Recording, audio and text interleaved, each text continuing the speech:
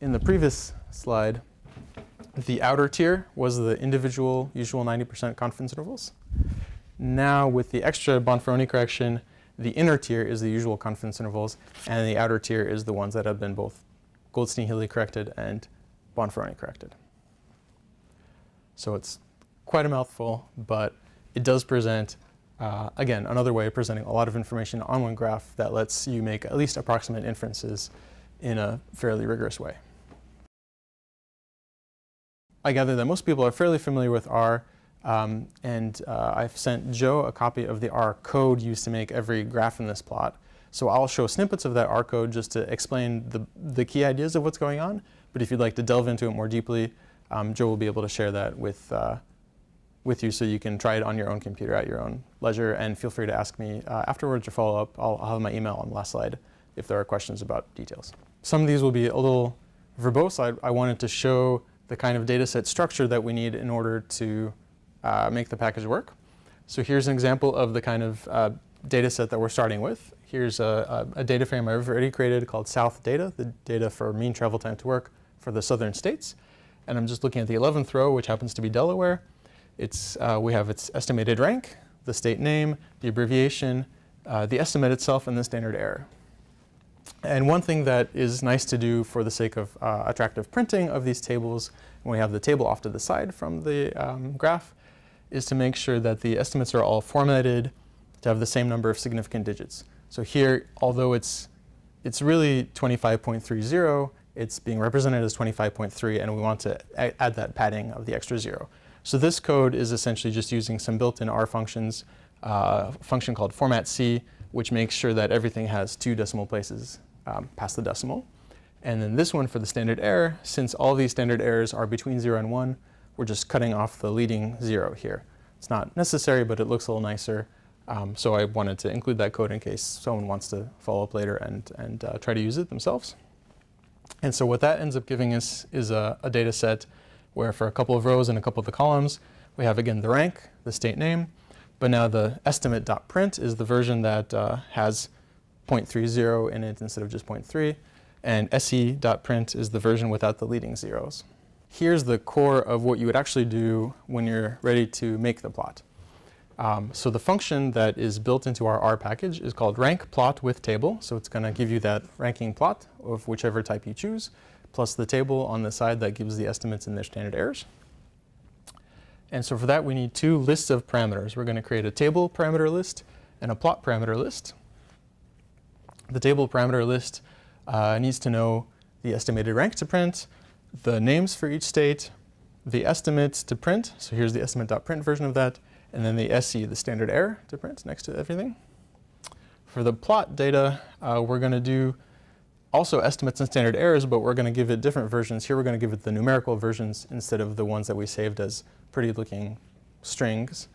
We're going to give it the names as abbreviations instead of the full state names because those would be a little too long to print on the plot. We can choose a reference state. So reference name, ref name here is LA. We're going to use Louisiana as the reference. We give it the confidence level we want. And then plot type, here's where you choose which of those plots you're going to actually make. Are we making the shaded columns plot or the comparison intervals? Here we're going to make a difference plot. So this is the confidence intervals for differences with Louisiana. And then we just give this list of parameters and this list of parameters to our rank plot with table function. And we get the plot directly out of that. So that's a fairly basic, straightforward example once you have the data built in. There's a couple of things that are not super pretty about this, and so on the next slide I'll show you how we can adjust the parameters to correct these. Here we see District of Columbia is almost running into the ranks, so we might want to adjust the spacing between these columns a little bit so that long names can fit. The legend here is overlapping some of the data. We might move it from the top right to the bottom left instead so that it's not covering things up. Here the label theta k minus theta k star, showing that we're interested in differences from theta k star. That's running into the x-axis labels as well. So we're going to move the thetas down a little bit further. So the code for doing that is we could go back to table parlist and plot parlist where we defined them, redefine them again with these extra commands, or we could use the $$ to access the list and just add another piece of that list or overwrite a piece of that list saying column 2 should end at about 2/3 of the way through the space available for the column. So that's just going to move the right edge of that state names column a little bit over. For plot par list $legend x, that's saying we're going to add this legend x parameter to this. We want it at the bottom right. The way that R specifies legends is a bit weird, and its X value is the name it gives for these kinds of words of bottom right, top left, whatever. So I've just stayed with that in case people are already familiar with using legend in base R graphs. And then theta line is going to move the theta symbol down by a few lines. And then we just give those parameters back to the plot. And now we have a slightly cleaner looking plot. We see that the column here has been moved over to the right, theta has been moved down, the legend has been moved over. So setting these things up is pretty straightforward. Adjusting the plot parameters is straightforward as well. The package has documentation for each command that explains what are the parameters that you can change. If we want to change the plot type itself, remember we had the difference plots. Say we want to show those comparison intervals instead. All I do is say plot type equals comparison instead. This range factor is just going to shrink the plot for some reason by the default on this particular data set. It gave access limits that were a little too wide, too much white space, so I shrank it down a little bit.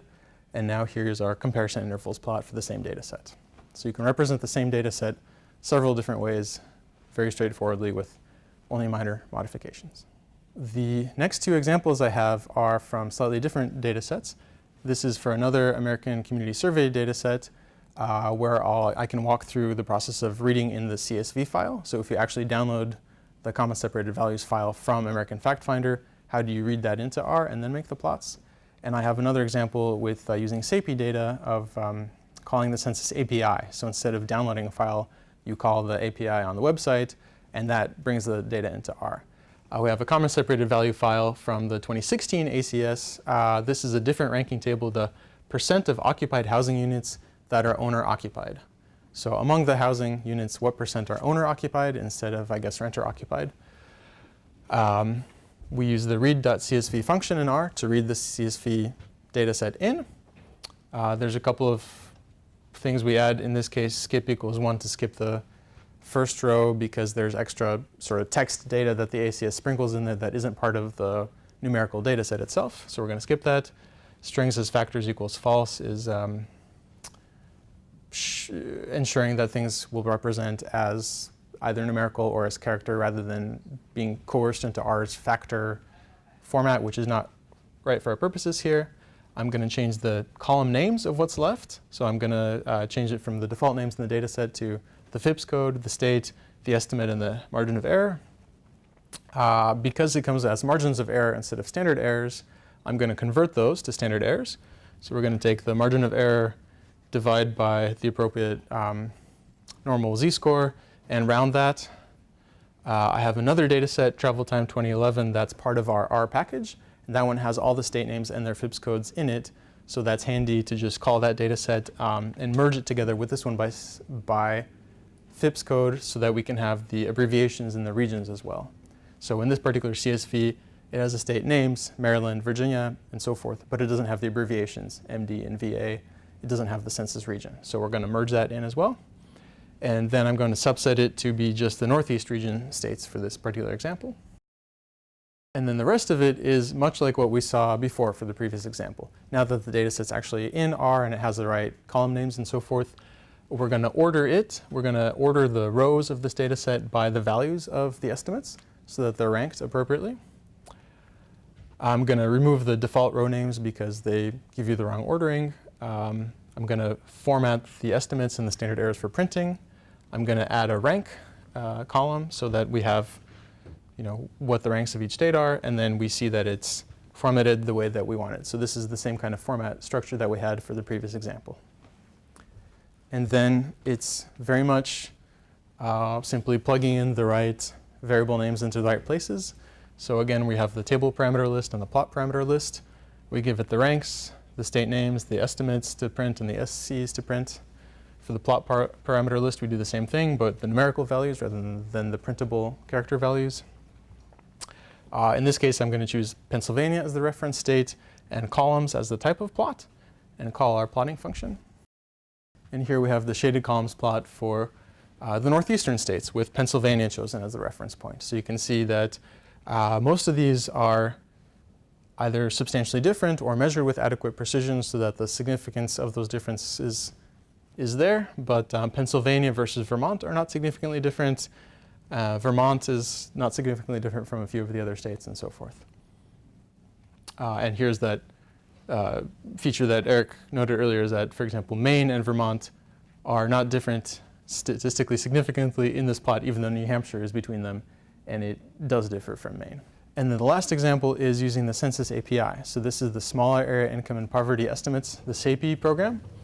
And we have their 2016 poverty rates and the margins of error for those poverty rates for each county in Maine now. So we don't have to look at state level data. We can look at county level, we can look at MSAs, we can look at demographic groups instead of geographic groups. There's no reason to subset only by geographic populations. The variable here is % of related children age 5 to 17 in families in poverty.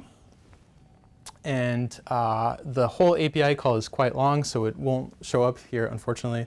But if you are interested, the Census API documentation is very good, and you can see how to replicate this. And in the R code, you'll see the exact API call here. But what this does is essentially go to the Census Dataset website, the API website, ask for exactly this data, these variables for these geographic levels, and then bring it back. The structure of this kind of data is not a CSV like we had in the previous example. It's what's called JSON. I don't recall what JSON stands for. Does anyone happen to know? JavaScript something something, I think. However, this example will process things from the Census API, essentially getting rid of some of the junk that comes with it that we don't need for our purposes, and making sure that the right columns are numeric instead of strings, and giving it the right variable names. And so you get a data set that looks like this. You have the county in Maine, you have the estimate, and you have its standard error. And so from this, we're going to do the same thing we had before, where we want to reformat the estimates for printing. In this case, I don't know of any standard set of abbreviations for the county names in Maine, so I'm just going to take the first 3 letters of each county name and make that the abbreviation. I'm going to add the ranks. I'm going to make sure it's ordered correctly. And now we have, here's the county, here's the estimate, here's its rank. The abbreviation for York County is YOR, and so forth. Just as before, we can still, if we assume that the correlations are not something to worry about in this particular example, for the sake of assumption, we can use the same kind of commands that we had before, make the table parameter list, the plot parameter list, and feed it to this function. The difference here is that before we were looking at states, and so the table said the word state as it lists the state names. Here I'm telling it the place type is county, so that it'll say the word county instead. I'm adjusting the column spacing a little bit again. I'm making it an individual plot type. And we're going to have this Goldstein-Healy corrected plot. So we're going to say GH equals true, make the Goldstein-Healy correction, and then adjust the x-axis limits and adjust the legend position. So there's our Goldstein-Healy plot. You can see that there's a lot of overlap between these estimates for counties in Maine. But if you were just coming at this and had already had Somerset County and Cumberland County in advance in mind, you would see that they don't overlap. So for this Goldstein-Healy approach with the right wording, you could say that there's a significance of that difference, whereas some of the other ones that do overlap, you could not. And again, we could make that the 2-tiered version of this, where to do that, we're going to say tiers equals 2. It will automatically figure out which tier is wider and which tier is narrower, and put a legend on the plot so that it's clear whether the marginal or the corrected ones are the inside and the outside tiers. I'm going to change the text padding just to move the text out a little bit further from the estimates, so that the extra width of these outer tiers doesn't run into the text. And then we have our plot like so. And finally, this had no Bonferroni correction. If you want to do the demi-Bonferroni correction, you add another parameter, Bonferroni equals demi. By default, it's going to have Bonferroni equals none, but it will choose, if you choose demi, it will add that correction to it as well. And again, just changing the text padding, moving it out even further, changing the x-axis limits. And there are the demi-Bonferroni corrected versions of this plot. The package itself, the RankingProject is the name of the package. It's on CRAN, the Central Comprehensive R Archive Network. It's the main repository for R packages. It's been tested and approved on varieties of systems. I don't know if the Census Bureau has approved it for internal use. That is a question I'm not sure about. But when we published this in March 2017, the RStudio blog chose it as one of their top 40 new packages. It's had almost 1,800 downloads since then.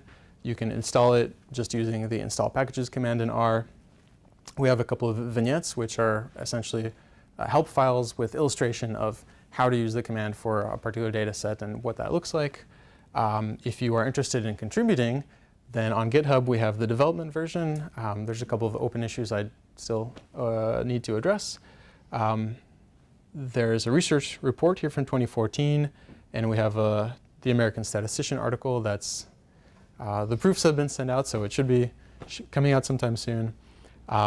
My email is my full name, jerseywieczorek@gmail.com, or my website is civilstat.com if that's easier to remember.